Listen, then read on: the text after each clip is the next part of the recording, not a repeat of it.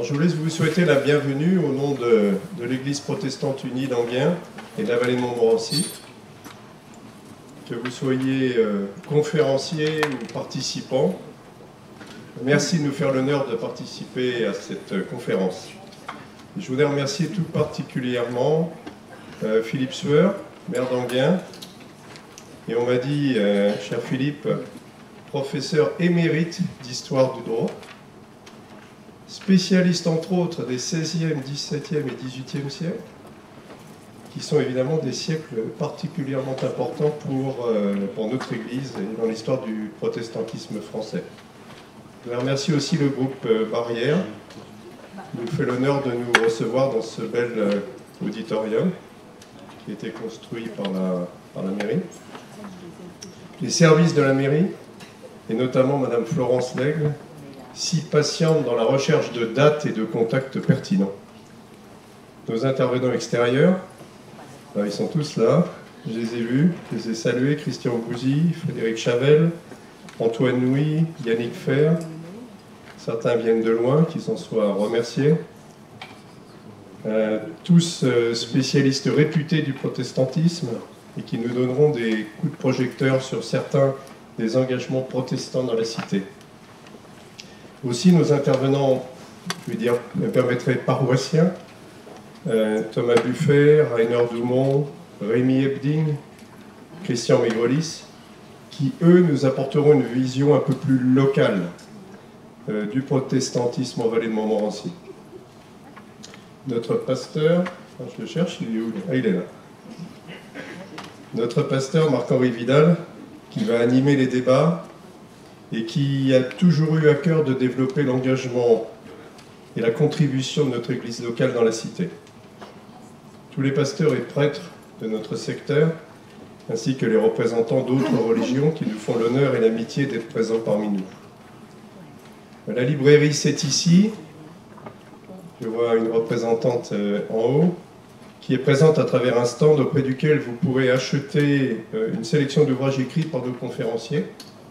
Je suis certain qu'ils se feront une joie de vous les dédicacer pendant la pause café de 11h. Vous pourrez aussi vous procurer de superbes calendriers 2018 grand format réalisés par notre paroisse. Enfin, je voudrais remercier très chaleureusement 3 personnes. Alain Joubert, il y en a 2 qui sont en train de papoter là, ça tombe bien, Alain Joubert, Arlette, non c'est pas elle qui papote, et Thomas Buffet, qui ont travaillé sans relâche pour organiser cette conférence. J'espère n'avoir oublié personne, mais si c'était le cas, qu'ils veulent bien ou qu'elles veulent bien me pardonner, et que chacun des contributeurs se sente très chaleureusement remercié pour son implication dans ce projet. Je souhaiterais en introduction mettre en perspective le programme de cette conférence et l'engagement local de notre communauté. Vous le savez, d'ailleurs je vois que Marc-Henri a mis une diapo, nous commémorons cette année le 500e anniversaire de la Réforme. Cela a été l'occasion de nombreuses manifestations, tant au niveau national que local. Nous avons par exemple célébré un grand culte rassemblant les églises protestantes du secteur le 22 octobre dernier à l'espace Lumière d'Épinay. Je vois un certain nombre de pasteurs qui en étaient les organisateurs, qui sont ici présents. Ça a été plus de 1000 personnes, une ambiance de fou, ou de folie, une belle ambiance en tout cas, et c'était un très bon souvenir. Aujourd'hui, c'est l'occasion aussi de réfléchir ensemble à l'apport du protestantisme dans la cité. Comme les plus hautes autorités de l'État l'ont rappelé récemment, cet apport est autant culturel que cultuel. Au niveau de l'organisation de notre démocratie française, les institutions françaises que nous connaissons aujourd'hui ont été très largement inspirées par l'organisation des églises protestantes réformées. Au niveau de la responsabilité et de l'engagement citoyen, au niveau de l'ouverture à l'autre et aux idées nouvelles. Ici, notre église locale a été fondée, établie en 1855, et est à ce titre le plus ancien édifice cultuel d'Enghien, jeune commune qui avait été créée quelques années avant. Elle rassemble aujourd'hui plus de 400 familles qui sont à 80% réparties sur 8 communes de la vallée de Montmorency. C'est une communauté très diverse qui regroupe près de 25 nationalités d'origine. La communauté de foi est un trait d'union puissant et fédérateur dans cette diversité culturelle si caractéristique de nos banlieues. En quelque sorte, nous sommes un laboratoire. De tout temps, notre Église a été très engagée vers l'autre, et en particulier vis-à-vis des défavorisés.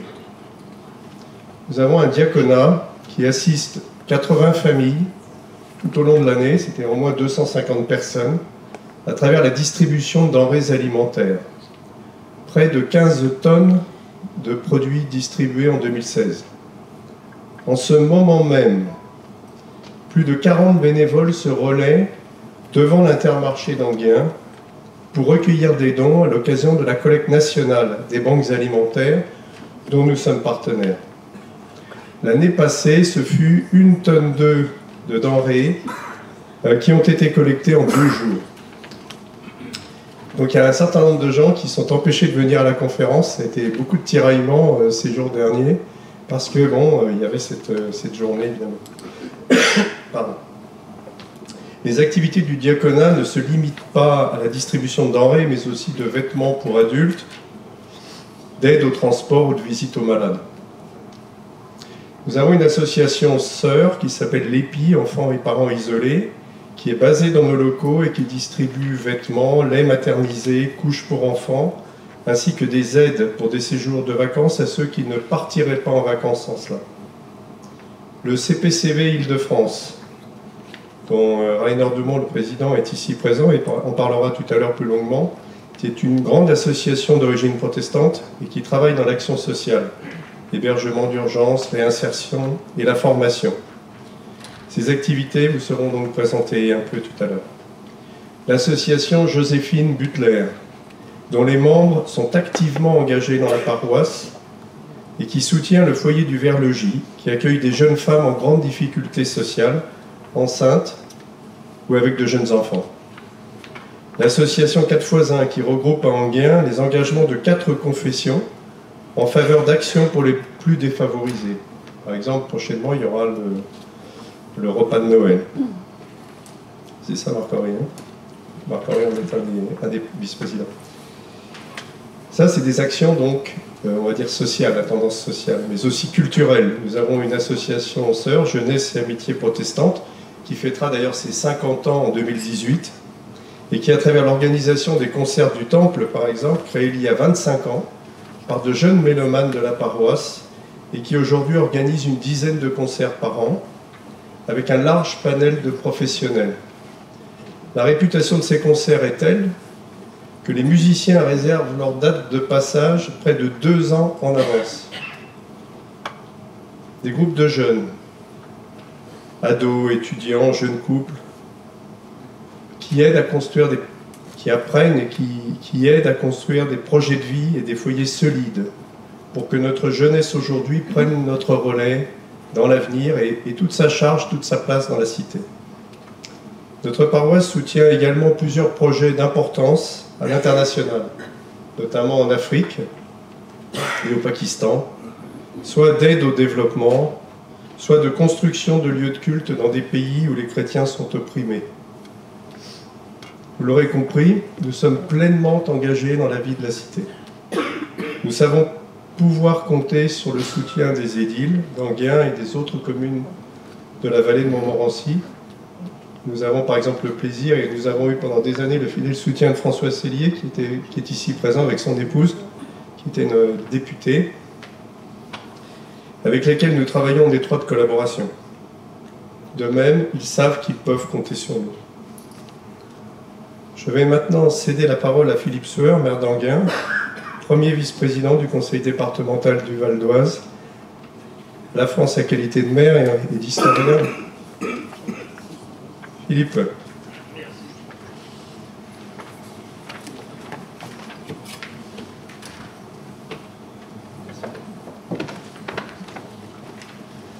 Mesdames et messieurs, je salue particulièrement les autorités de l'Église locale, mais vous aussi, tous, chers amis, avec une pensée particulière pour mon ami François Sellier.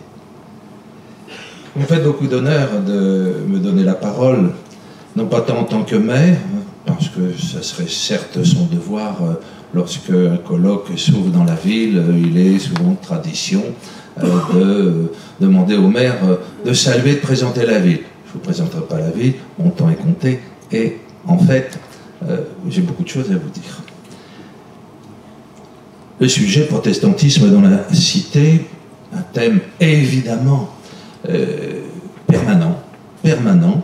Il pose certes la question de la perception du poids, de l'action du protestantisme, tant spirituel que sociétal. Mais c'est aussi une religion, le protestantisme, dans la cité. Ça pose donc la question centrale de la place des religions dans la cité. La cité, bien entendu, au sens de l'État, au sens romain de civitas, c'est-à-dire d'une organisation sociopolitique achevée sous un ordre légal. Et donc, c'est une intégration centrale. C'est aussi de savoir si le protestantisme a pu influencer la philosophie politique. Il y a une table de librairie où il y a d'excellents ouvrages qui traitent et abordent cette question. Influencer aussi l'hégémonie démocratique et peser sur les règles économiques. Je ne peux pas aborder toutes les questions, mais on va essayer d'avoir un fil conducteur. Sur la première question, il convient de revenir à la problématique première, les relations Église-État. Dans l'Antiquité polythéiste, la question ne se posait pas. La cité était ce qu'on appelle moniste. Les devoirs civiques et les devoirs religieux se confondaient totalement. Le monothéisme a renversé cette unité, voire cette unicité, générant d'ailleurs les hérésies. Dans les polythéismes, il n'y a pas d'hérésie possible. Et également les radicalisations, les fanatismes concurrentiels. Le christianisme a bouleversé cet ordre antique. Il a amorcé ce qu'on a appelé la fin de la cité antique et ouvrir ces 2 millénaires que nous connaissons. Il a proclamé le dualisme, mon royaume n'est pas de ce monde, l'égalité foncière des hommes, rappelez-vous Saint Paul, la liberté de croire et la responsabilité de ses actes. Autant d'éléments fondateurs de l'individualisme et, plus tard, de l'individualisme politique qui est le berceau des droits de l'homme.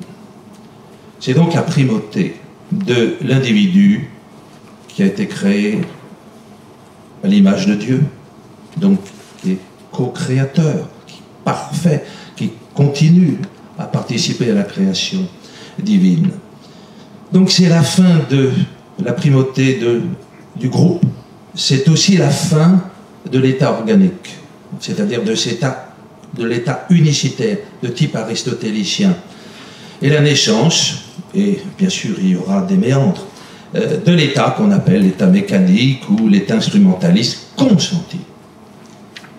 Il est également accepté, c'est presque de lieu commun, de distinguer dans les relations Église-État 3 voies. La réduction à l'unité, la réduction ad unum, seule une religion d'État est posée et imposée. Le culte est un service public de l'État. C'est le bas empire romain, Théodose, 384, c'est la théocratie pontificale du XIIe qui va se mourir lamentablement au XVe siècle, bien entendu, puisque Luther sera en réforme, et non pas d'abord en révolte. C'est le gallicanisme de Louis XIV, le roi et chef de l'Église nationale, mais aussi c'est le califat. Deuxième voie, c'est ce qu'on appelle la voie média, la collaboration, ce qu'on appelle aussi dans les milieux un peu universitaires l'augustinisme politique, c'est une grande partie de la pensée de Saint-Augustin. Et cela aboutit à ce que l'État et les religions sont contractuellement liées et collaborent entre elles Hein, c'est l'Église constitutionnelle de 90, mais c'est surtout les régimes concordataires. Puis enfin, il y a la séparation. La séparation, c'est bien entendu la France, mais vraiment très faible durée, c'est 1794, mais c'est 1905, tout simplement. C'est 1905 où on proclame donc un régime de laïcité, neutralité de l'État, liberté des cultes sans financement. Mais ça peut aussi être interdiction totale de tout culte. L'émergence de la réforme, et il y a bien des spécialistes ici, et j'aurai plaisir tout à l'heure justement de les écouter, l'émergence de la réforme se fait à la fin d'une époque unicitaire, cette époque médiévale, et évidemment au sein d'un christianisme romain dégradé. Et c'est ce christianisme romain dégradé qui se transforme en catholicisme, proclamant son universalité, face à les divergences qui conduisent à la réforme et à son triomphe, car il y a là sur l'Europe une profonde réforme. La réforme va diffuser une théologie, bien sûr dogmatique, je n'oserais y pénétrer, mais aussi une théologie morale qui est porteuse, matrice de l'individualisme politique, mais aussi d'une pensée économique.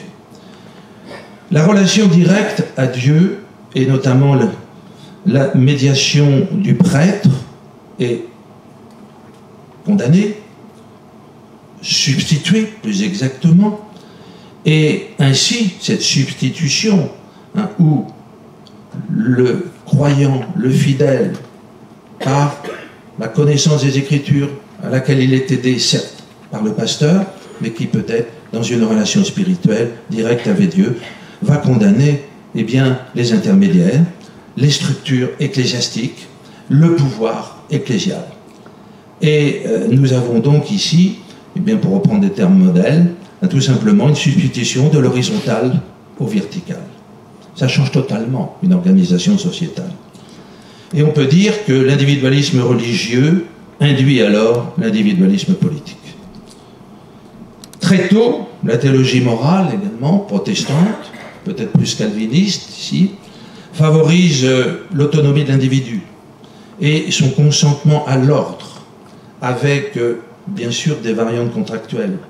On dira tout à l'heure, vous le redirez, Luther est un légaliste. Les variantes contractuelles sont très intéressantes, c'est l'indécence du contrat social.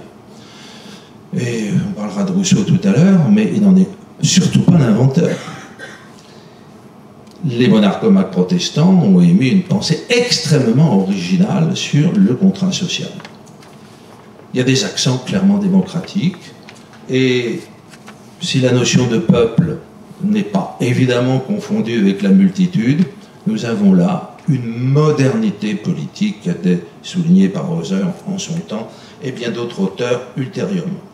Le calvinisme, plus particulièrement, annonce aussi la fin de la mauvaise conscience face à l'argent et valorise le travail.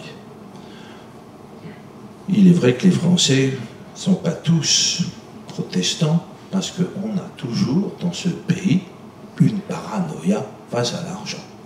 Père Levade a commis il y a 2 ans un livre particulièrement révélateur sur ce sujet. Quant au rapport spirituel et temporel, rapidement, puisque vous m'avez offert une introduction, j'ai l'impression d'en abuser, rapidement sur Luther et Calvin, vos deux pères fondateurs qui prônent une doctrine de la séparation, sans être linéaire. La pensée, on voit bien les attitudes plutôt politiques de Luther ont été, comment dire, un peu sinueuses. Calvin aussi, dans une certaine mesure, puisque la cité Église de Genève en a été une redoutable démonstration. Néanmoins, le principe, c'est la séparation. Et si nous focalisons un petit peu plus, même très rapidement, sur Luther, il se prononce clairement pour une séparation fonctionnelle, mais monoculturelle. Il l'exprime dans la doctrine des 2 règnes, c'est-à-dire, par règne, vous devez entendre pouvoir spirituel, pouvoir temporel. En quelque sorte, seul le domaine de l'Église est soumis aux évangiles, le civil, la loi sont du ressort du prince. Liberté dans l'Église, mais obéissance au pouvoir civil. Ce qui fait de Luther un légaliste ou légitimiste. Il rejoint saint Augustin. Nous avons là une pensée tout à fait augustinienne, même si saint Augustin, comme Luther l'a été, à un moment donné, fait appel à certains bras armés, hein, on le sait, saint Augustin notamment face aux donatistes. C'est là une pensée très riche qui va déboucher sur une maxime. Luther meurt en 1546, mais sa pensée va nourrir le concept formulé par la paix d'Augsbourg, 1555, cuius regio, eius religio, à chaque région, pays, sa religion. Très vite, évidemment, dévoyé, à chaque prince régnant sur un pays, sa religion.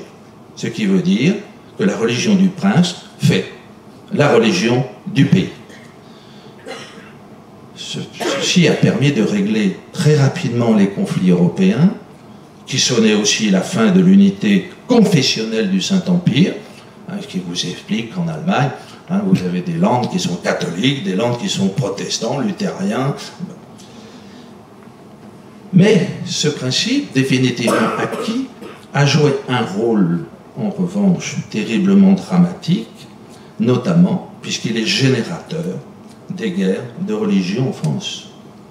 1562-1598, nous avons là, face à l'enjeu généré par le principe, nous avons là des conséquences politiques, militaires, absolument dramatiques.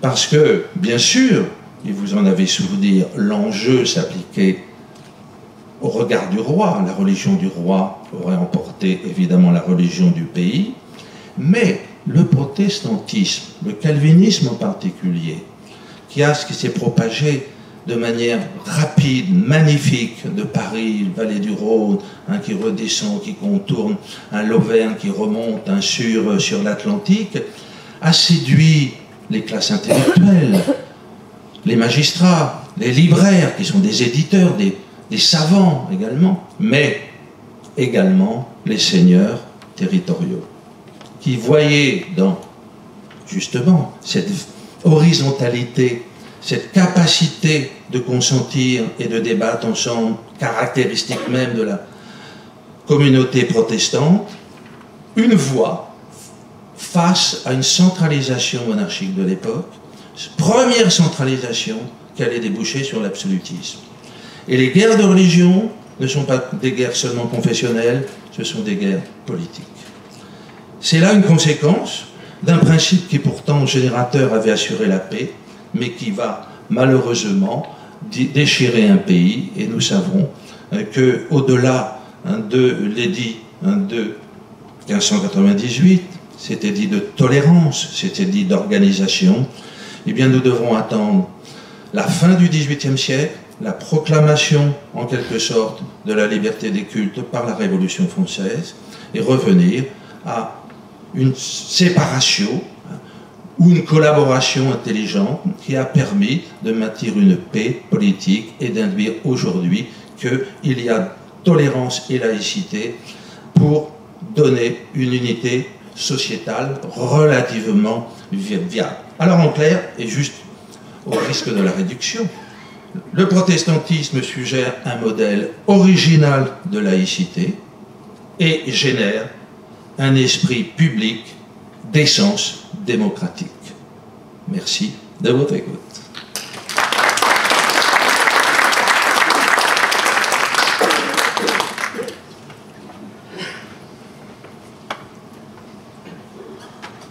Merci, monsieur le maire. J'inviterai nos trois premiers conférenciers à bien vouloir venir s'asseoir. Rémi Ebding, Thomas Buffet et Christian Maigrelis à prendre place sur les chaises ici à ma gauche. Toutes les interventions se feront à partir de la tribune ici.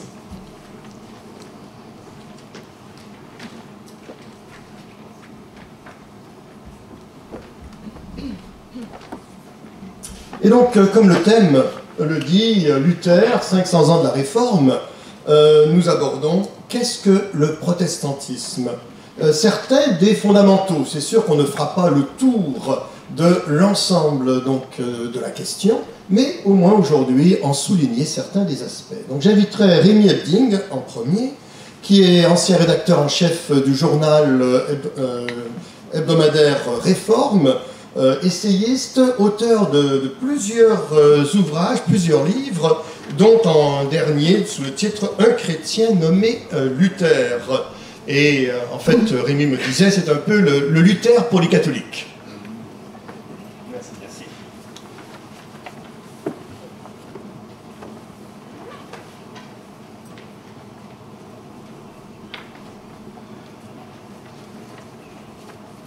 Je sors la montre parce qu'il faut être bref.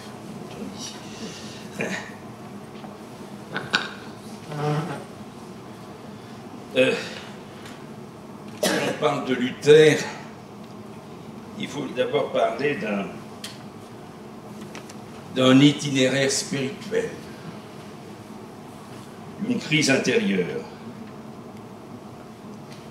L'homme est confronté, très jeune, enfant même, à une représentation de Dieu qui est une représentation très, très dure. C'est l'image du Père. Le Père qui est un homme insensible, qui le juge. Donc pour lui, Dieu sera représenté comme une figure cruelle de l'enfance, et non pas le Dieu de la grâce. Et la question de Luther, c'est celle-là: comment me rendre digne de Dieu? Comment être aimé de ce Dieu juge, lointain, inquiétant? Et toute sa vie, enfin jusqu'à la découverte de la grâce, sera marquée par cette question. Et il ne trouve pas dans l'Église ce Dieu proche qu'il cherche inlassablement. Il voit une Église qui rassure contre la prédication de l'enfer et qui dispense des rites de sauvegarde permettant de se rassurer dans des temps troublés. Luther sera celui qui se dressera aussi contre la scolastique, qui était à l'époque une chosification de la religion, une manière de se rassurer avec de grands raisonnements rationnels, de grandes constructions intellectuelles.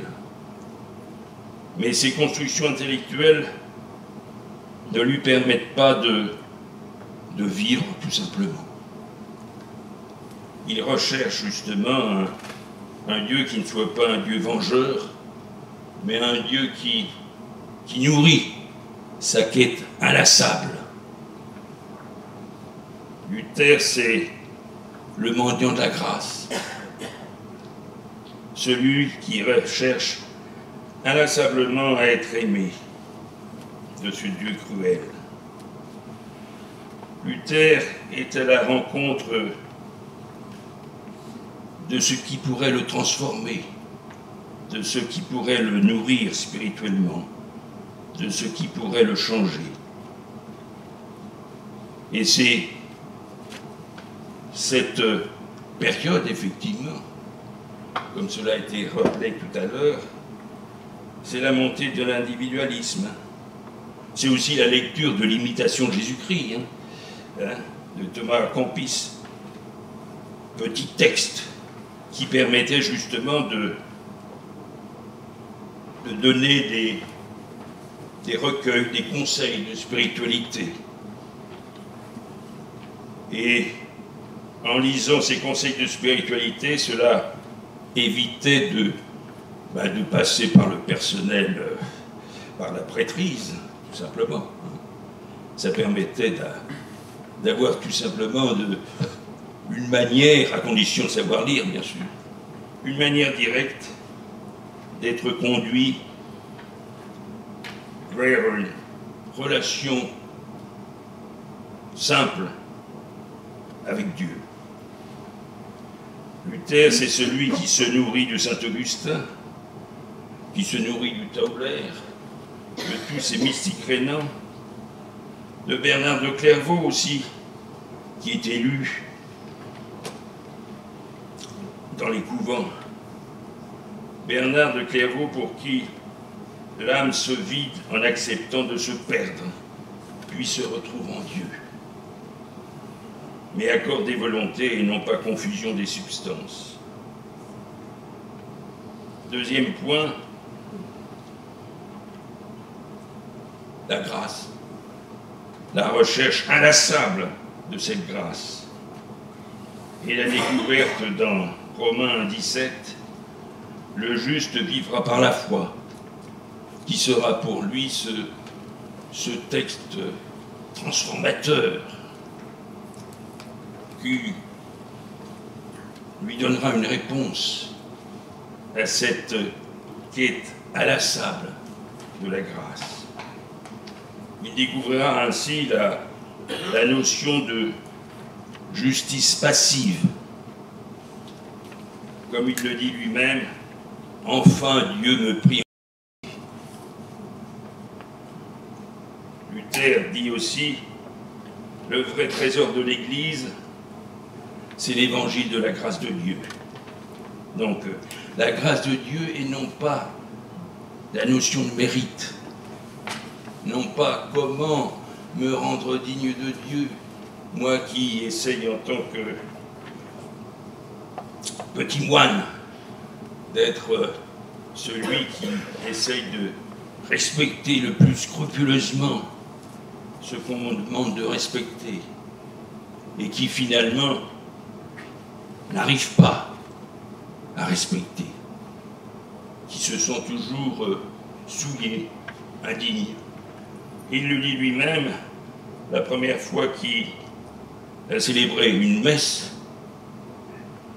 en tant que moine, il était effrayé. Il était prêt à partir, à courir, parce qu'il se trouvait totalement indigne de célébrer la messe. Donc, l'idée du mérite obtenu par de bonnes œuvres et consacré par l'Église fait partie de cette manière de considérer Dieu lui-même. Et on voit avec Luther un déplacement de la norme magistérielle à celle du texte biblique. Et je fais évidemment des sauts historiques. L'essentiel, c'est de voir un peu ce qui est transformateur dans la pensée de Luther et ce qu'il découvre peu à peu. On se souvient de cette réponse devant l'empereur de ce nom Luther face au « abandonne ta conscience, frère Martin, soumets-toi à l'autorité », et lui de répondre « non, je ne puis autrement », disant par là même que le pape n'est pas détenteur d'un pouvoir infaillible et que l'affirmation du salut gratuit en Jésus-Christ est la plus importante et la chose la plus importante de toutes.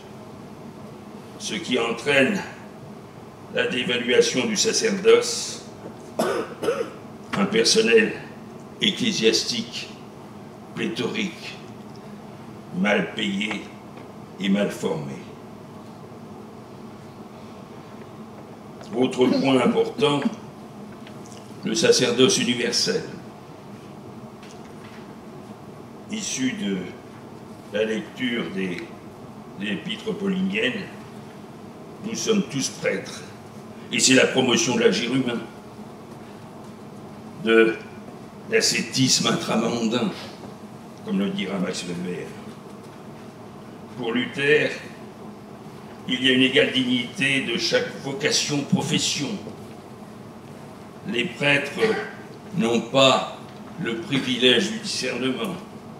Et c'est là une remise en cause du schéma traditionnel hérité de l'Antiquité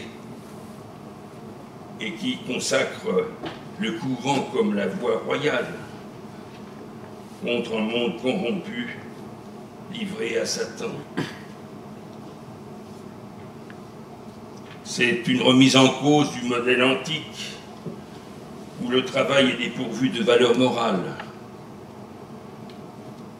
C'est le modèle aristotélicien, l'opposition entre vie active et vie contemplative,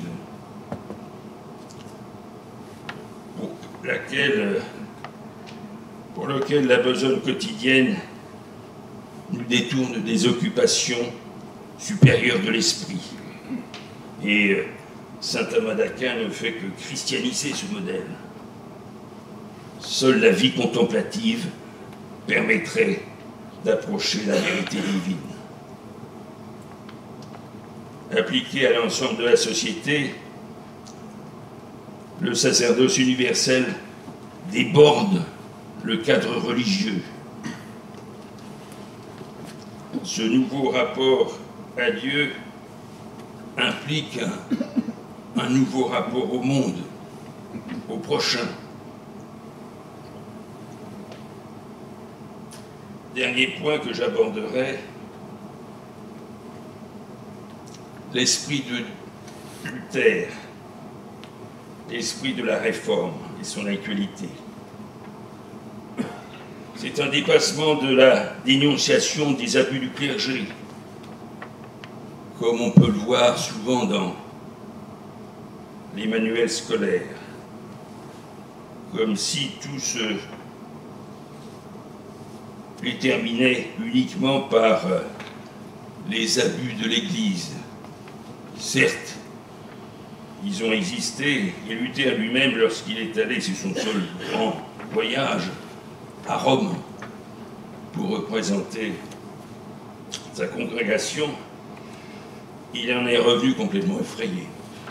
Effrayé par les mœurs, débauche, ivrognerie. Mais c'est souvent représenté comme ça, la réforme. Hein. C'est-à-dire que c'est une réaction contre les abus de la hiérarchie, contre la débauche du personnel ecclésiastique. Non, c'est très bien que la réforme, c'est davantage, ça va bien au-delà. C'est un dépassement de la dénonciation des abus du clergé. L'actualité du salut par grâce réside dans un monde autrement tourmenté, qui connaît, lui aussi, des désarrois et des incertitudes. La peur s'est tout simplement déplacée et est davantage dans le temps, dans l'actualité, plutôt qu'hors du temps. L'enfer ne fait plus peur, mais d'autres enfers bien plus palpables existent.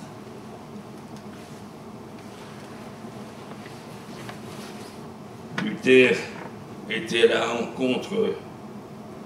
la recherche d'une rencontre transformante, d'un Dieu pour soi, d'un Dieu pour moi, qui me transforme, qui me parle. Et ceci rejoint la sensibilité moderne. Il ne s'agit pas, pour nos contemporains, gagner à l'individualisme, de se réfugier dans quelque église protectrice, mais au contraire, de rencontrer dans cette relation directe avec Dieu, au-delà de toute hiérarchie, au-delà de toute représentation ecclésiastique, d'avoir une nourriture spirituelle qui permet à l'individu de vivre, de se dresser, d'être responsable dans la cité. Nos contemporains sont à la recherche d'expérimentation personnelle, de quêtes spirituelles qui les nourrissent, et non pas de grandes démonstrations conceptuelles d'un Dieu pour moi et non pas d'un Dieu en soi. L'épreuve rationnelle de la vérité chrétienne sont un héritage de la scolastique, de la foi conçue comme savoir. Et la réforme, c'est aussi une autre manière de gérer le sacré. Certains ont pu dire que le protestantisme, c'est une religion laïque. Elle est laïque dans la mesure où elle désacralise le religieux et sanctifie le profane. Luther, contre toute confusion ou amalgame entre le divin et toute réalité terrestre. Et déjà, Jean Hus, un siècle avant, interrogeait l'Église sur la transformation de la substance dans l'Eucharistie, rendue dogmatique au 4e concile de Latran en 1215, la transsubstantiation. Luther ne met pas en cause la présence réelle, mais l'automaticité de la réception de la grâce. La grâce exprimée par le sacrement ne peut être reçue que dans la foi. Et la foi est un don de Dieu.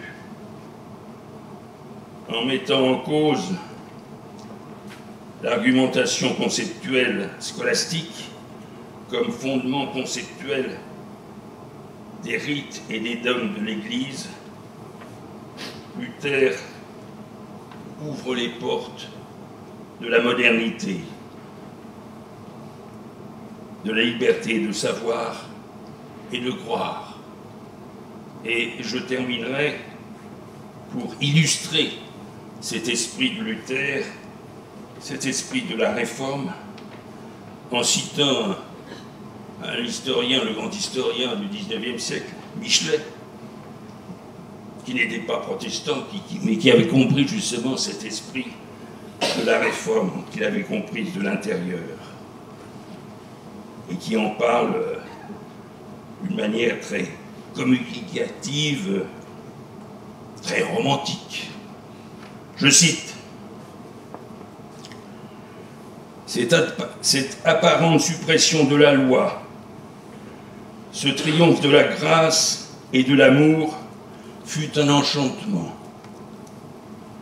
De misérable serf qu'il était, servant sous le bâton la verge et la perle de l'enfer, voilà l'homme restauré qui se trouve chez Dieu, le fils de la maison, l'héritier chéri, légitime. Il s'élance, riant et pleurant, dans les bras paternels. Le péché, le jugement, tous les épouvantails, que sont-ils devenus? Je ne vois plus qu'amour, lumière, consolation. Le paradis ici-bas, comme au ciel, un chant de joie commence. À l'homme de chanter, au diable de pleurer. Lui seul est dupe. Jésus l'a attrapé. Croyant tenir sa proie, il a mordu à vide et s'est mordu. Du ciel à la terre, immense éclat de rire. Je vous remercie.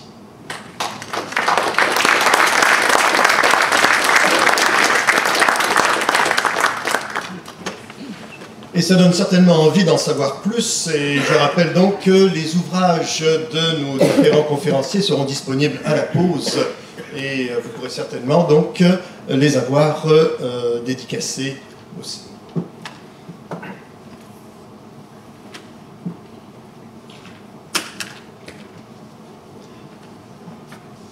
Au XVIe siècle, c'est le bouleversement des mondes.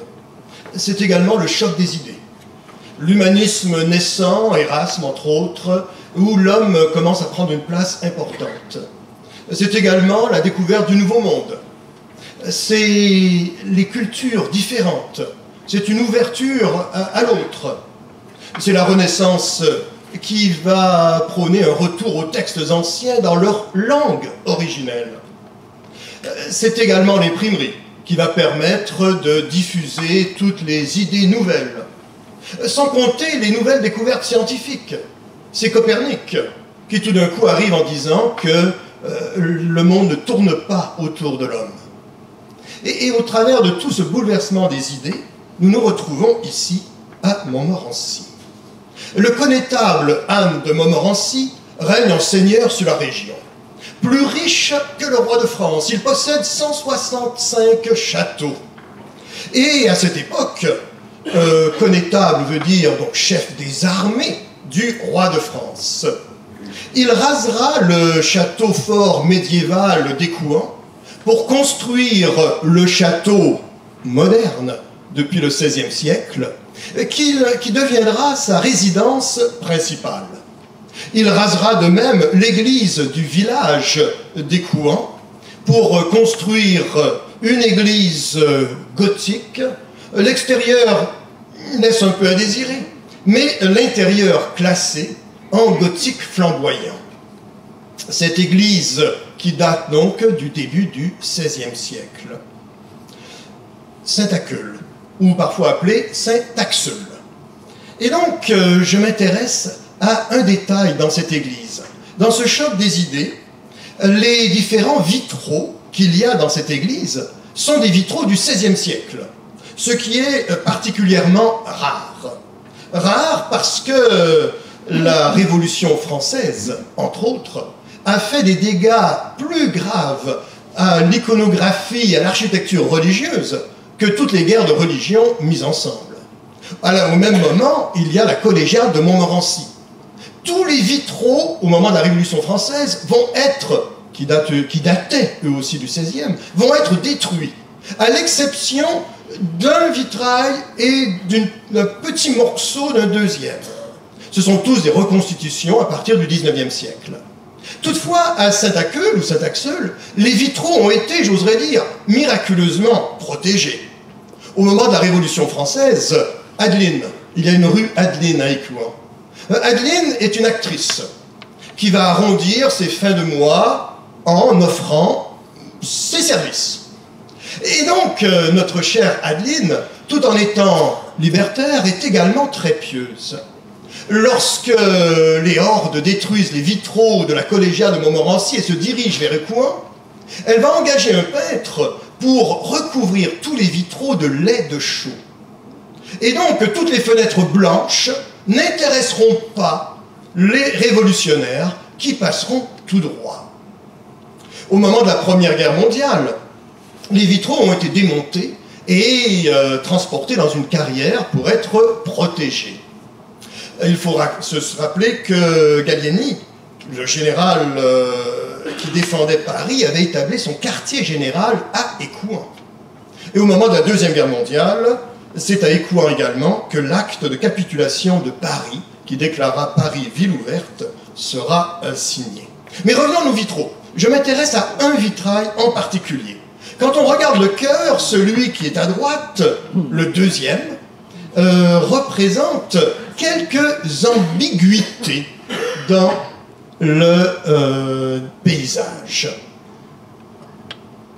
Regardons une première section de ce vitrail. Le commanditaire du vitrail est en place. C'est Audet de Châtillon, connu également sous le nom de Audet de Coligny.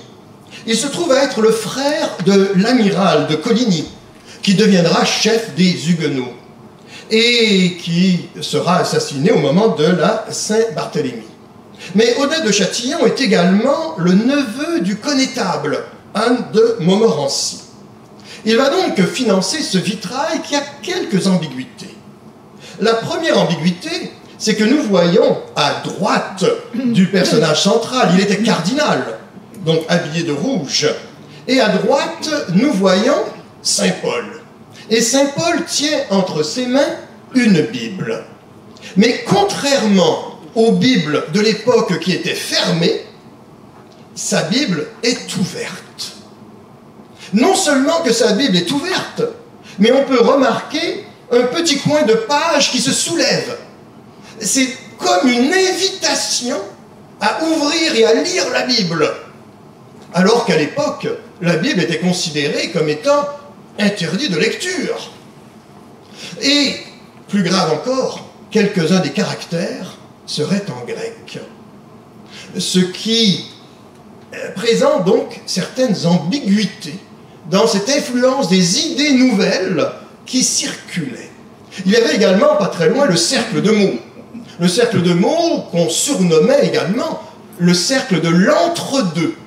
Sous-entendu qu'il y avait des gens qui avaient des idées un peu partagées. Erasme fréquentera, ou sera un des fondateurs du cercle de mots, mais également Guillaume Farel, qui deviendra un protestant important, et l'évêque de Meaux lui-même était là. Deuxième ambiguïté, le personnage donc d'Odette de Châtillon au milieu, si on le compare au vitrail de la collégiale de Montmorency, il n'a pas son saint patron, qui était saint Audan, qui apparaissait à Montmorency au-dessus de la tête, alors qu'ici il est dégagé. Et ça représente donc un peu cette protection d'un saint qui, semble-t-il, ne serait plus là ou ne serait peut-être plus nécessaire. Au vitrail, si on regarde la section du milieu, il y a à nouveau une autre ambiguïté. Dans cette section du milieu, approchons-nous sur, et excusez la qualité donc, du détail, de la précision, voilà.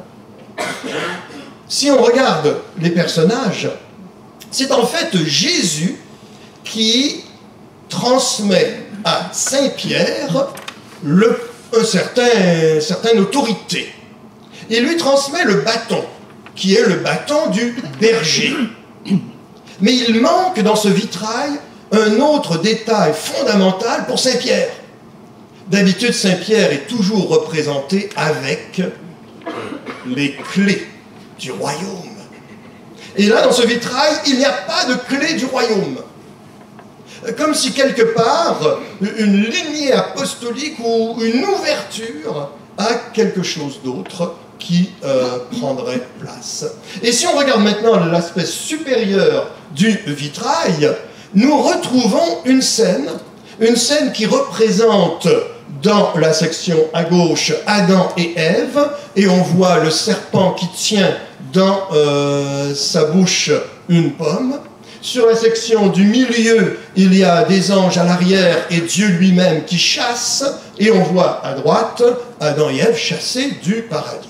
En soi, cette scène est une scène biblique, comme les vitraux étaient des techniques d'enseignement de passages bibliques. L'ambiguïté est la suivante, c'est que tous les vitraux à Saint-Acheul sont centrés sur la passion du Christ. Tous les vitraux qui parlent de ces scènes bibliques, c'est la passion du Christ, à l'exception de ce vitrail-là, qui présente, lui, une scène de l'Ancien Testament. XVIe siècle, les vitraux centrés sur la passion. Et donc, la question à se poser, au travers de tout ce vitrail qui est là, si l'influence des nouvelles idées ne vont pas quelque part influencer Odette de Châtillon, qui finalement, quelques années plus tard, ce vitrail a été mis en place en 1545, et en 1562, Odette de Châtillon sera excommuniée pour avoir passé à la Réforme. J'inviterai maintenant notre deuxième présentateur à prendre place. Donc, on parle d'idées nouvelles, Et bien sûr, dans notre région, Jean-Jacques Rousseau reste un incontournable.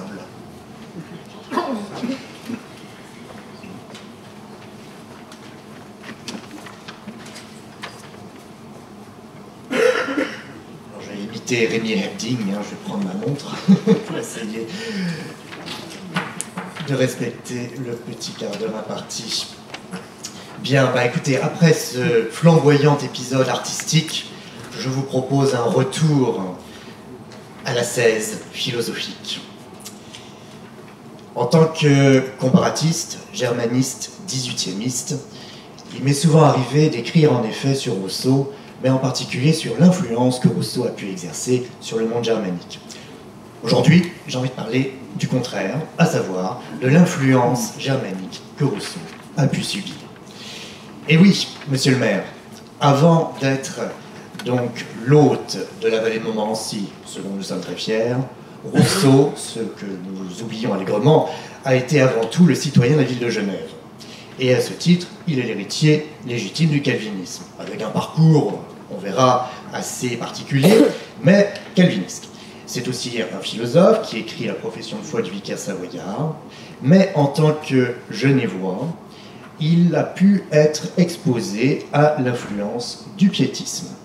En effet, la Suisse en général, Genève en particulier, apparaissent comme une ère de transition entre la culture germanique et la civilisation romane. Et Genève s'avère être perméable à la révolution piétiste. Par piétisme, il faut entendre un mouvement issu du protestantisme qui s'est développé au XVIIIe siècle en particulier, déjà dès le XVIIe siècle, dans le Saint-Empire romain germanique, sur les terres germanophones, donc en Moravie, à Berlin, au Baden-Württemberg. Et c'est une confession qui est mise avant tout sur le salut personnel, sur le sentiment, sur la recherche personnelle de la foi. Et cette révolution piétiste a pu, comment dirais-je, marquer profondément tous les écrivains germanophones du XVIIIe siècle. Je citerai en particulier Lessing, Klopstock, Herder, Schiller, Hölderlin, et en particulier, bien sûr, notre grand Goethe. Alors, aujourd'hui, donc, j'entends m'interroger sur l'influence que Rousseau a pu donc subir, l'influence piétiste que Rousseau a pu subir, mais également sur les limites de cette influence pour déterminer assez précisément, on essaiera, donc l'originalité philosophique, si vous voulez, du protestantisme de Rousseau. Alors d'abord, je rappellerai rapidement donc, le chemin spirituel de Rousseau. Rousseau donc grandit dans une éducation purement calviniste, mais au détour d'un voyage hasardeux en Savoie, il se convertit au catholicisme à 16 ans pour revenir en 1754 au calvinisme. Car en effet, pour Rousseau, il y a une supériorité du protestantisme dans le fait de devoir se décider sur le catholicisme. Parce que dans le catholicisme, on n'a qu'à se soumettre au dogme et à l'éducation, et c'est terminé. Rousseau, à la suite de ce voyage donc, en Savoie, donc, est accueilli par Madame de Warens, la fameuse maman, dont il reconnaît quelques bizarreries religieuses. Madame de Warens est en effet une grande dame dévote, très catholique, qui toutefois a été également éduquée par un protestant. Et donc ces bizarreries religieuses relèvent précisément de cette éducation protestante. Elle a été élevée par son tuteur, François Magny, un magistrat vaudois, piétiste, qui s'est évertué à traduire, et bien mal l'en a pris, quelques piétistes allemands, en particulier Jean Tannhäuser de Nuremberg. Alors, quelques points peuvent être relevés justement dans, comment dirais-je, l'héritage piétiste de Madame de Warens, auquel Rousseau a pu être exposé, a pu être justement sensible. D'abord, une certaine sensibilité, une certaine indépendance, à l'égard de l'autorité traditionnelle, une véritable indifférence par rapport aux questions débattues entre les controversistes protestants et les controversistes catholiques, l'idée que Dieu absorbe finalement toute idée théologique et finalement l'attente et la ferme espérance en un éternel avenir. Alors, quelles sont justement les accointances de Rousseau avec ce fameux piétisme? D'abord, force nous est, en lisant les œuvres de Rousseau, qu'elles soient littéraires ou philosophiques, de constater le mépris que Rousseau a pu afficher à l'égard du piétisme. Dans ses Confessions, il rappelle le souvenir de sa tante, je cite, « une dévote un peu piétiste qui aimait mieux chanter les psaumes que veiller à notre éducation ». Dans la Nouvelle Héloïse, il présente également du Saint-Preux les piétistes comme, je cite, « une sorte de fou qui avait la fantaisie d'être chrétien et de suivre l'Évangile à la lettre ». De même, dans tome 4 de la Nouvelle Héloïse, Saint-Preux écrit à Julie, vous lisez Murat, donc Murat, Béat de Murat, c'est le grand gourou, si je puis dire, hein, le grand représentant du piétisme francophone. Vous lisez Murat, mais déplorez les égarements de cet homme sage et songez à vous. Toutefois, Rousseau donc se rapproche quand même du piétisme à certains égards pour s'opposer au jansénisme et en particulier au dogme, à la prédication, dirais-je, de l'enfer, de la crainte de l'enfer et du péché originel. Un péché originel qui induit bien sûr la condamnation en enfer. Car finalement, on a beau être au XVIIIe siècle, la crainte de l'enfer demeure encore, notamment sous la plume de Rousseau. Rousseau nous dit donc dans les Confessions, leur dure théologie m'épouvantait quelquefois, la terreur de l'enfer troublait peu à peu ma sécurité. La doctrine du péché originel n'a en effet aucun point commun avec la sensibilité religieuse de Rousseau. Rousseau ne tient absolument pas compte, du coup, de la justice divine qui rétribue le juste et condamne le pécheur. Et en ce sens, il se rapproche parfaitement du Goethe de Faust. Pour Rousseau, la rétribution éternelle est nécessairement accordée à qui s'est voulu et s'est montré juste dans la vie. Il y a une justice. Dans la Nouvelle Héloïse, donc dans la lettre 8 de la 6e partie, Julie appuie cette opinion. Alors, je vous cite, « Voulons-nous donc être humains? Jugeons les actions et non pas les hommes. N'enquêtons pas sur l'horrible fonction des démons. N'ouvrons point si légèrement l'enfer à nos frères, et s'il était destiné pour ceux qui se trompent, quel mortel pourrait l'éviter? Nous sommes, dites-vous, pécheurs, à cause du péché de notre premier père. Mais notre premier père, pourquoi fut-il pécheur lui-même? Pourquoi la même raison par laquelle vous expliquez son péché ne serait-elle pas applicable à ses descendants sans le péché originel? Et pourquoi faut-il que nous imputions à Dieu une injustice en nous rendant pécheurs et punissables par le vice de notre naissance, tandis que notre premier père fut pécheur et puni comme nous sans cela? La conclusion est alors implacable, le péché originel explique tout, excepté son principe. Par ailleurs, Rousseau se montre également sensible à un autre aspect du piétisme, à savoir l'idée d'une religion dépourvue d'intermédiaire entre Dieu et le croyant. Dans les Confessions, il nous rappelle « Je n'ai jamais aimé à prier dans la chambre. Il me semble que les murs et tous ces petits ouvrages des hommes s'interposent entre Dieu et moi. Aussi, la nature est-elle le véritable temple de Dieu ?» Donc, crainte de l'enfer, condamnation du dogme du péché originel, sensibilité à une religion dépourvue d'intermédiaire entre Dieu et le croyant. Là sont véritablement les accointances de Rousseau avec le piétisme, mais Rousseau se distingue véritablement des piétistes à un point particulier, particulièrement philosophique. Les piétistes réclament en effet l'affranchissement de la raison. Pour les piétistes, il y a en quelque sorte une voie supplémentaire qui s'ajoute à la conscience et à la raison. C'est ce qu'ils appellent l'instinct divin. Le piétiste voit éclairer sa conscience avant que celle-ci puisse s'imposer à l'homme, tandis que l'orgueilleuse raison a été réduite tout simplement au silence. Alors Rousseau, lui, est certes tenté par l'irrationnel, mais on ne le voit pas franchir le pas. Il ne peut pas franchir le pas de l'irrationnel, il retombe sur le reste du philosophe rationnel. Il hésite devant la prière d'intercession, devant la nécessité de la grâce, devant le témoignage des Écritures. Et si, alors on peut se référer à la profession de foi du vicaire savoyard de 1762, où on voit les principes d'une religion naturelle s'affirmer clairement. Je cite, « L'individu est libre de croire à ce qu'il sent être vrai et de rejeter ce qui n'est pas conforme à la raison. » Il s'agit donc d'une religion close qui ramène l'homme à ses facultés naturelles que sont donc la raison et la conscience morale. Par ailleurs, Rousseau, à l'inverse des piétistes, ne voit pas, et je cite, « Rousseau, à l'inverse des piétistes, ne voit pas, et je cite, « la raison comme un moyen de sauver l'âme, et non comme un moyen de la perdre. » n'exclut absolument pas la soumission à un organisme collectif, en l'occurrence l'Église, pour régler la pratique extérieure de la religion. Alors, à partir de là, quelles sont justement les conséquences philosophiques de ce rapprochement avec le piétisme et quelle originalité philosophique Rousseau a-t-il pu développer au sein même du protestantisme? Rousseau a-t-il d'ailleurs par ailleurs pu laisser un héritage aux protestants? Nous connaissons par ailleurs la conception philosophique centrale de Rousseau sur l'homme. L'homme est bon par nature.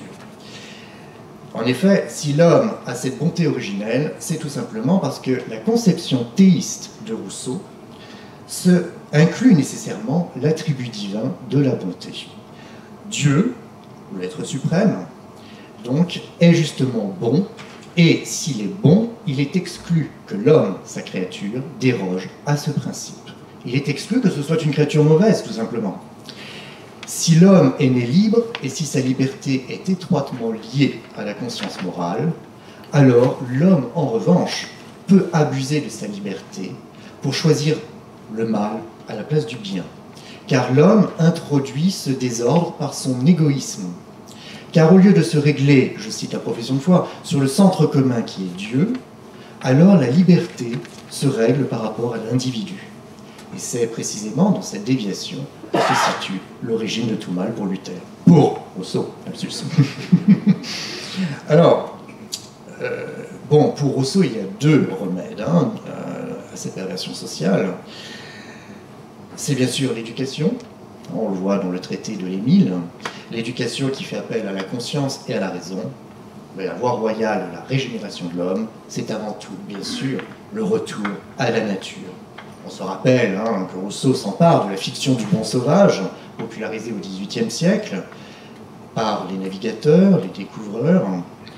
Pour Rousseau, revenir à la nature, cela ne signifie pas seulement pour l'homme revenir à soi-même, mais cela veut dire bien sûr revenir à Dieu lui-même, revenir à la part divine de l'homme.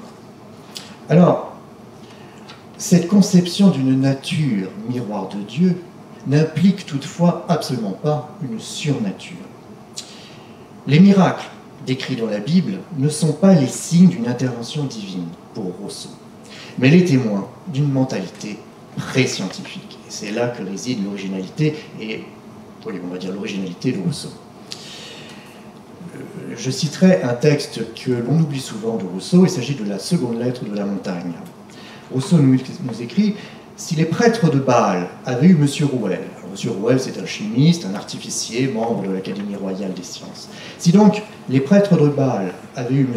Rouelle au milieu d'eux, leur bûcher eût pris feu de lui-même et Élie eût été pris pour dupe.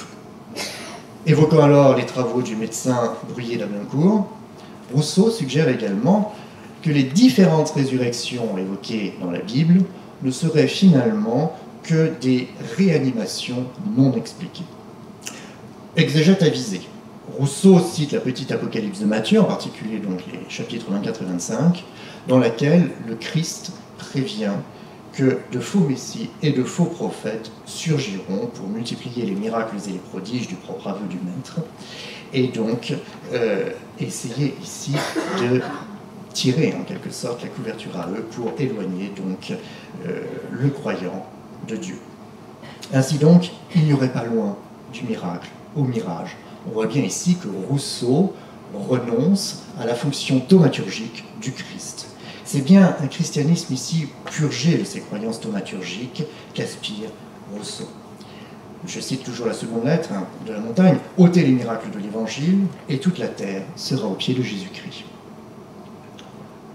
Alors, Rousseau n'en demeure pas moins protestant. Toujours dans cette seconde lettre, il revendique l'héritage calviniste. Je cite, « Je suis le confesseur de la foi protestante à Paris, et c'est pour cela que je suis encore à Genève. » Alors sur quoi peut-on fonder l'autorité théologique? À cette question, Calvin a répondu par la théorie du témoignage intérieur du Saint-Esprit. Dieu assiste et guide le croyant dans sa lecture de l'Écriture par le moyen du Saint-Esprit. C'est ni plus ni moins le principe du sacerdoce universel qu'évoquait Rémi Hedding tout à l'heure. En gros, le chrétien, à partir du moment où il est baptisé, où il a la foi, il est éclairé par le Saint-Esprit, et à ce titre, c'est un véritable exégète, c'est un prêtre, un pape en puissance. Toutefois, Rousseau donc, se démarque ici de Calvin et de Luther, car il propose de remplacer l'intervention du Saint-Esprit par le raisonnement, par la raison. Et en cela, il est l'héritier du théologien suisse Jean-Alphonse de Rethering. La réponse à cette objection, du coup, à Calvin, demeure la pratique de la tolérance réciproque. Rousseau écrit « Les protestants devaient tolérer toutes les interprétations, sauf une, savoir celle qui ôte la liberté des interprétations. » La tolérance est en lien avec la théologie du contrat, qu'évoquait M. Sueur tout à l'heure, qui nous vient de Calvin, une théorie du contrat qui, bien sûr, a beaucoup influencé Rousseau, en particulier dans ses textes politiques. Et donc, si une Église est le résultat d'un contrat, alors pourquoi ce contrat ne serait-il pas, n'en déplaise à Calvin, celui de la tolérance mutuelle? Rousseau donc lance un vif appel à la tolérance adressé aux théologiens protestants. Je cite, « Tels sont, toujours donc la seconde lettre de la montagne, tels sont les deux points fondamentaux de la réforme. Reconnaître la Bible pour règle de sa croyance et n'admettre d'autres interprètes du sens que soi.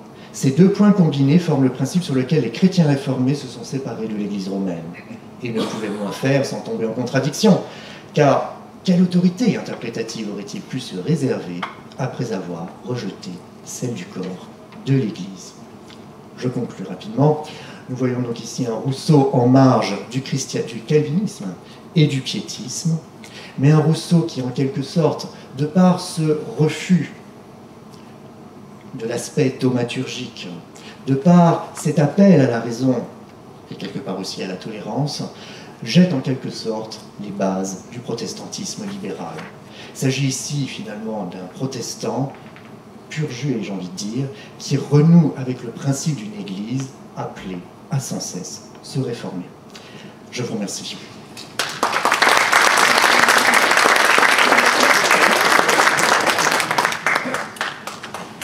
Alors un grand défi pour nos conférenciers de pouvoir maintenir le temps. Je les félicite et je les remercie, tout cela, et en même temps ça donne le goût d'en savoir un peu plus. Nous sommes passés du 16e au 18e et maintenant nous abordons la fin du 19e et le 20e siècle. J'inviterai Christian Maigrelis à venir nous partager, donc président honoraire de l'église d'Anguin, l'église protestante d'Anguin, ancien président de l'Alliance biblique française, président d'entreprise également, mais auteur de plusieurs ouvrages très variés.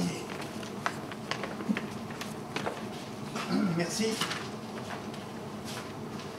Merci de m'avoir donné l'occasion de m'exprimer devant vous ce matin.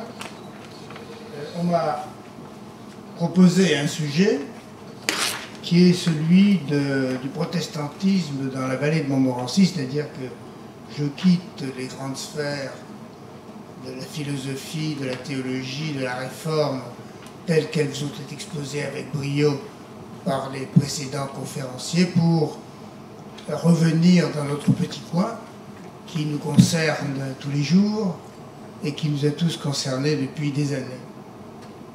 Nous sommes des protestants dans la vallée de Montmorency. Nous sommes là depuis, en ce qui me concerne, et en ce qui concerne ma femme et moi, nous sommes là depuis 50 ans. Et je voudrais dédier ce petit exposé à la mémoire de grands paroissiens, ou plutôt, puisqu'il faut respecter l'inclusivité, de grandes paroissiennes. Je voudrais dédier ce petit exposé à Léonie Davilliers, à Louise Sarrazin, à Madeleine Delplanque et à Élisabeth Coulon, grâce auxquelles le paroisse protestante d'Anguin et vallée de Montmorency est ce qu'elle est aujourd'hui. Il y a 50 ans, nous sommes avec ma femme arrivés dans cette vallée. Nous venions de Saint-Denis, qui est luthérienne, et nous sommes revenus dans l'église réformée qui avait été celle de mon enfance. Et en arrivant à Enghien, je suis rentré chez moi, c'est-à-dire que j'ai reconnu tout ce qui avait marqué mon enfance auvergnate dans la paroisse réformée de Clermont-Ferrand. Il y avait la même ambiance, le même genre de pasteur, le même genre de groupe, donc toute une tradition réformée qui était généralisée en France et que je retrouve ici. Tout était réglé, nous avons été intégrés dans la paroisse par des groupes qui étaient vivants, bien structurés, de paroissiens, d'amis qui avaient notre âge. Plus tard, j'ai eu le privilège d'être président, l'honneur d'être président de cette paroisse pendant 10 ans. Et c'est à cette époque-là que nous avons célébré le 150e, le sesquicentenaire de l'église d'Enghien. 2005, l'église a été construite en 1855. Et à cette occasion, nous avons voulu marquer le coup, nous avons créé un événement, comme on dit aujourd'hui, avec des télévisions, des discours, des cérémonies multiples. Mais entre nous, nous sommes dit, au fond, qu'est-ce que nous allons pouvoir lancer comme nouveau message à ceux qui viendront dans les 50 prochaines années. Puisque 50 ans avant nous, on avait célébré le 100e anniversaire de l'Église. Et parmi les réflexions, celle qui nous a paru la plus pertinente, c'était marquer notre place dans la cité. Nous sommes le sel de la terre, nous avons l'habitude de nous répéter cela. Nous sommes le sel de la terre, soyons un peu plus le sel de la vallée d'Enghien-Montmorency. Et les uns et les autres de cette époque, donc voici une douzaine d'années, nous sommes décidés, nous sommes convenus de travailler davantage avec la cité. Nous avons rédigé un projet de vie qui est toujours d'actualité, qui est révisé régulièrement et que mon ami Philippe Dejon, auquel mon ami Philippe Dejon, qui est mon successeur, veille particulièrement.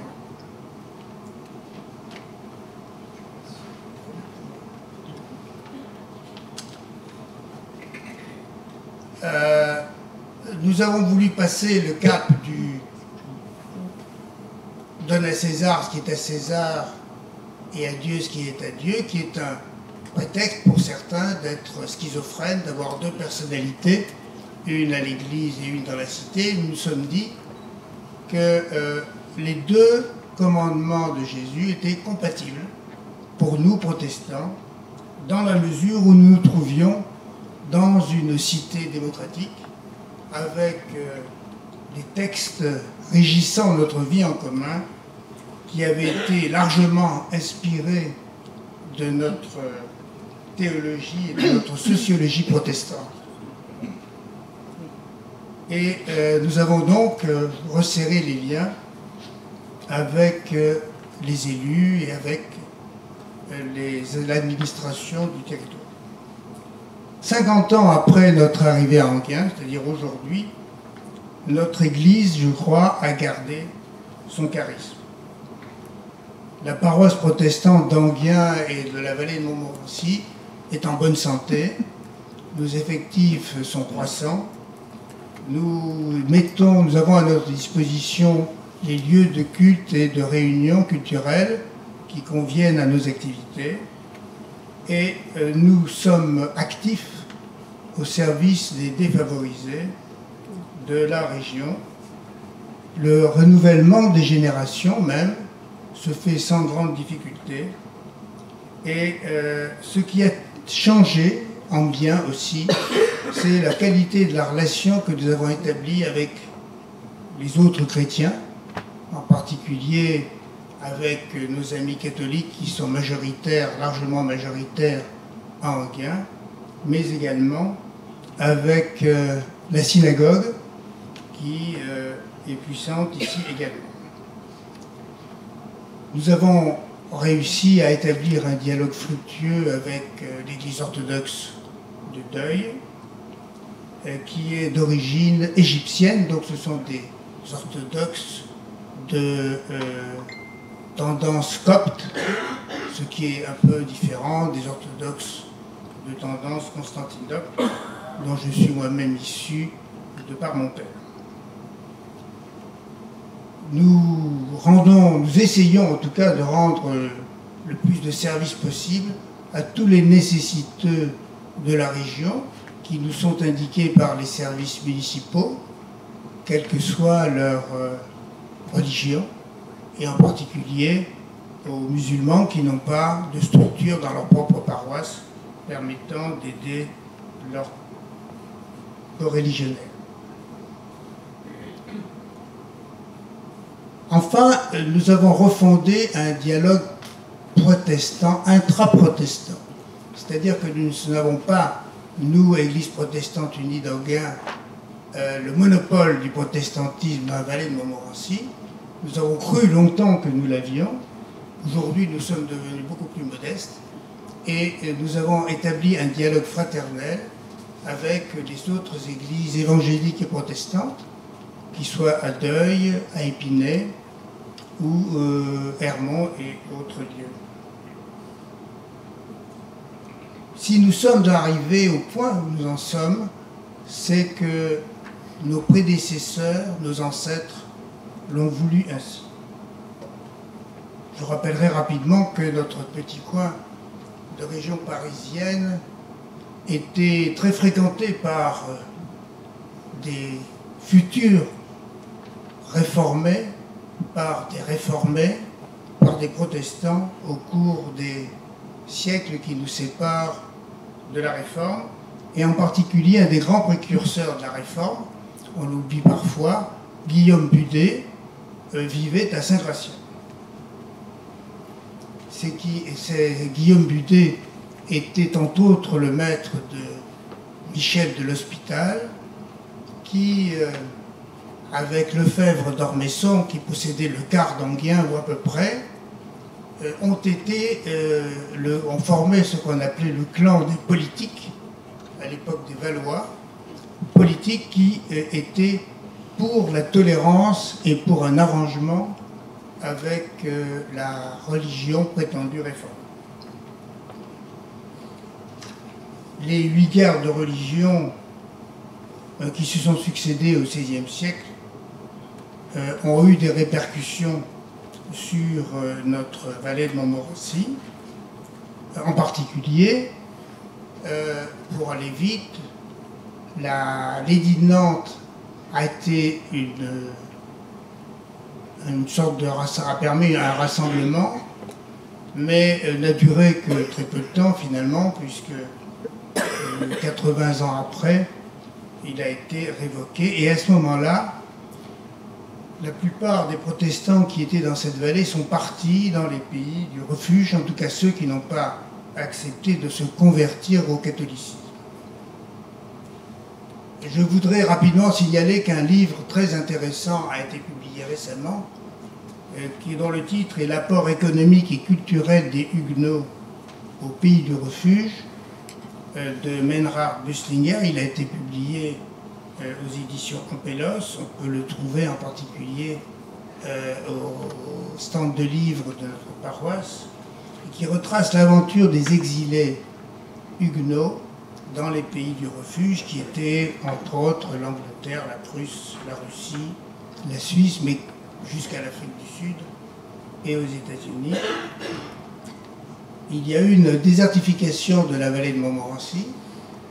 Beaucoup de gens sont partis, et parmi tout cela, des gens très compétents, pas forcément très titrés, quoique à l'époque de la Réforme, on estime que si 10% de la population française était protestante, on estime que 30% de la noblesse française était protestante.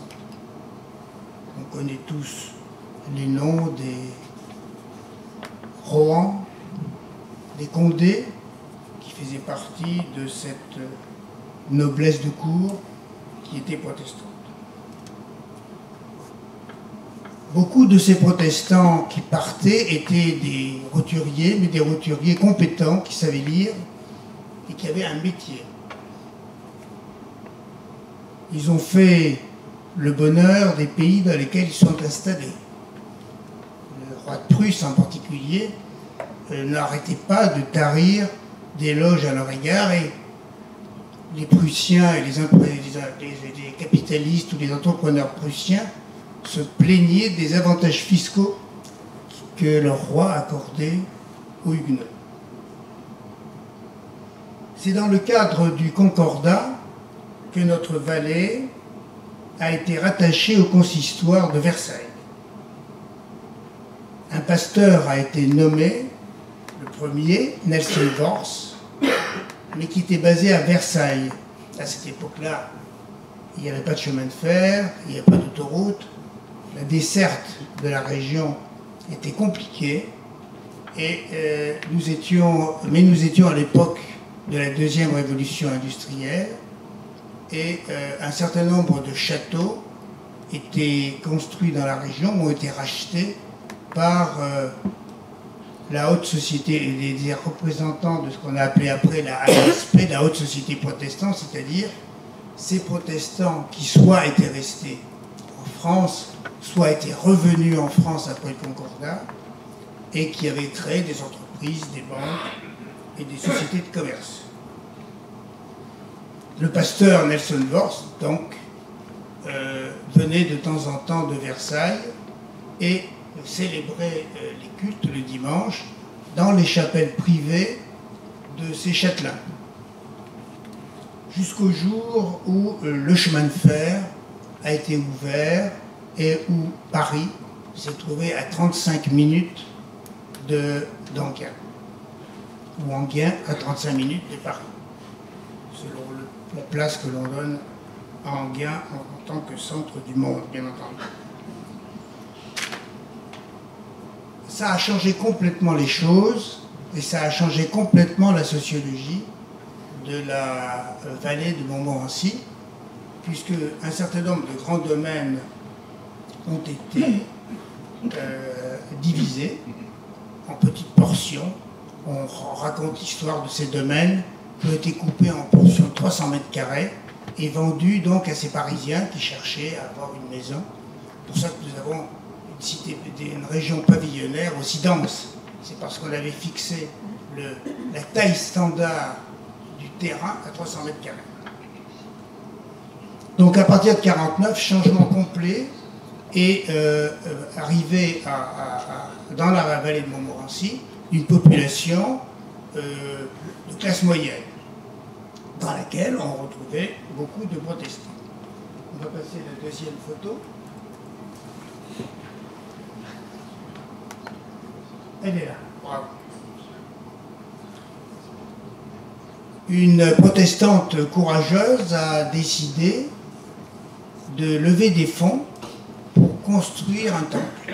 C'était en 1855 et elle s'appelait Léonie Davillier. Elle est allée sonner à la porte de tous ces banquiers de la HSP pour obtenir des fonds. Elle a mis elle-même beaucoup d'argent. Elle a pu acheter le terrain que vous connaissez, construire le temple en petite que vous connaissez. Il a été agrandi par la suite, mais l'architecture de base est la même. Et quand il a fallu payer toutes les factures, terminer de payer les factures, et que tout le monde en avait marre de payer, c'est elle qui a fait la différence. Donc voilà une dame, voilà une protestante qui a réglé à peu près 40% de la valeur du temple tel qu'il était en 1855. Donc la région s'est trouvée munie d'un temple, et après, il a fallu lui donner un pasteur. Ce que vous voyez à l'écran, c'est la photographie du temps du service que nous avons célébré à l'occasion du 150e anniversaire de la paroisse. Nous voyons notre maire au premier rang, et nous nous félicitons de le voir au premier rang encore ce soir. On va passer à la photo suivante. Voilà donc Léonie Davillier, en costume d'époque évidemment, et le premier pasteur de notre paroisse, qui était Paul de Félix, qui a été nommé résident, oui, résident. Après De Vors, qui n'était pas résident, mais lui était résident, Paul de Félix. Et il a été pasteur chez nous jusqu'en 1911. La loi de 1905 n'a pas eu d'effet particulier sur le protestantisme ni sur notre paroisse. Elle n'a rien changé pour les protestants de l'Alsace et de la Lorraine extérieure, puisque le concordat est resté en vigueur. Mais en ce qui nous concerne, elle n'a rien changé non plus, puisque tous les temples qui avaient été construits à l'époque avaient été construits sur propre denier privé, et par conséquent, nous n'avons eu aucun problème d'expropriation, ni de conflit avec les pouvoirs publics. Nous avons tout simplement obéi à la loi qui nous obligeait à créer des sociétés, une société cultuelle. Nous avons créé une société cultuelle et les choses ont continué comme avant. La suite de l'histoire est classique. Nous avons eu plusieurs pasteurs qui se sont succédés. Vous avez le pasteur Victor Monod, qui est resté ici jusqu'en 1929 et qui a été ensuite remplacé par le pasteur Badège. Dans la photo ne figure pas là. C'est à ce moment-là, dans les années 30, que s'est posée la question de l'agrandissement de nos locaux. Et nous avons construit une salle de réunion derrière le temple, qui s'appelle aujourd'hui la salle Sarrazin, parce qu'elle a été financée en grande partie par une paroissienne qui s'appelait Mademoiselle Sarrazin, que j'ai citée en prologue de mon exposé. Le centenaire a été célébré, je pense qu'on pourrait passer la photo du centenaire maintenant. Vous avez là le programme, c'était donc un programme très... Nous avions le pasteur Bogner, qui était encore en vie à l'époque, qui est venu nous faire l'honneur de nous assister dans cette célébration. Et par la suite, nous avons créé un certain nombre d'églises filles dans la région. La paroisse, ce qui est devenu la paroisse d'Hermont, protestante d'Hermont, la paroisse protestante de Sarcelles, et différentes chapelles, dont celle de Taverny, que j'ai connue à l'époque, mais qui a été fermée puis revendue parce que les paroissiens n'étaient pas assez nombreux et se sont regroupés à Hermont. Donc notre souci a été de développer les services aux protestants de la région et bien entendu de développer l'Église elle-même et le nombre de protestants dans la région. Pour cela, nous avons donné priorité à la jeunesse très rapidement. Vous savez que dans l'Église protestante, il y a des troupes de scouts qui s'appellent les éclaireurs unionistes, qui ont été représentés, qui le sont aujourd'hui, et qui ont été un vivier extraordinaire de paroissiens et surtout de responsables de paroisse.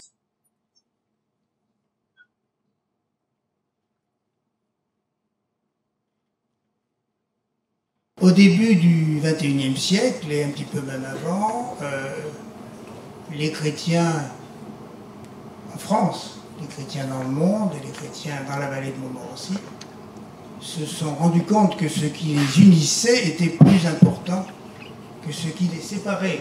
Et c'est la raison pour laquelle l'œcuménisme s'est développé.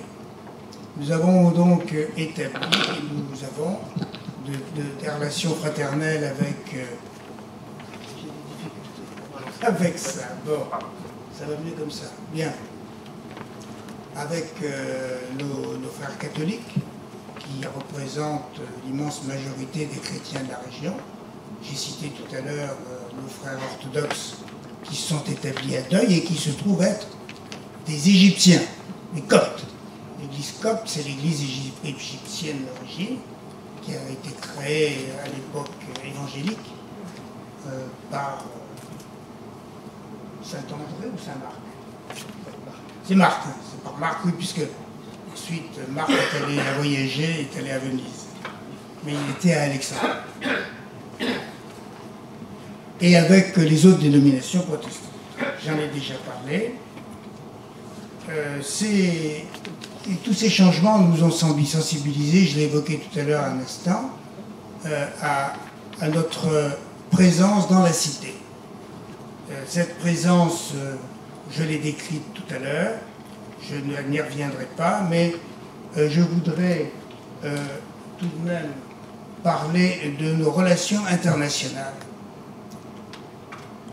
Nous avons une paroisse qui groupe, je crois, une vingtaine ou 25 nationalités différentes.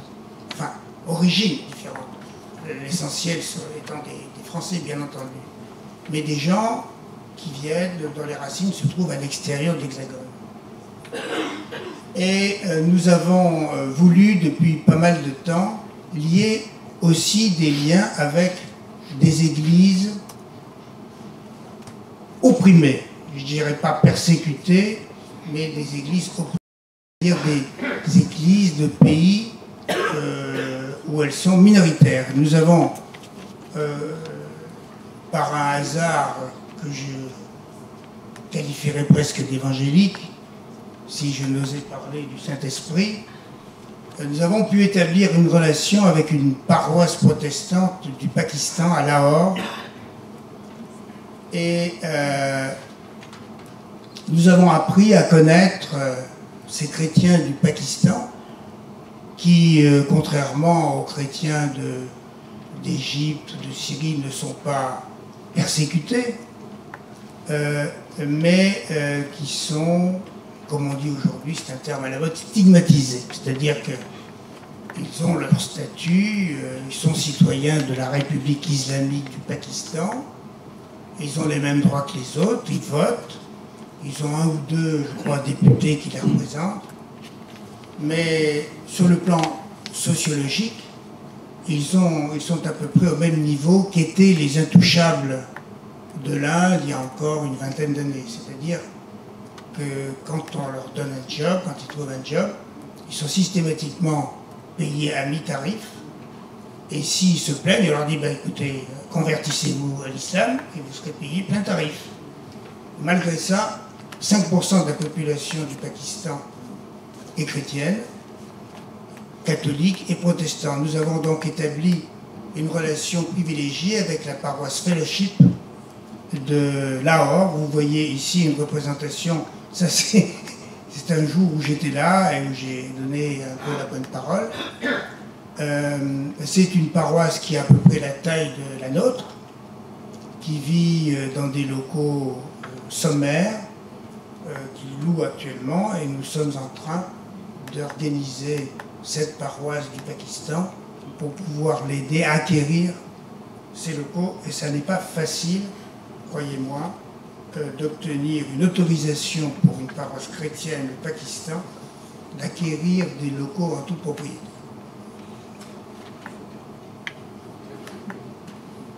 Pour terminer donc et illustrer la place des protestants dans la cité, je voudrais vous projeter deux photos.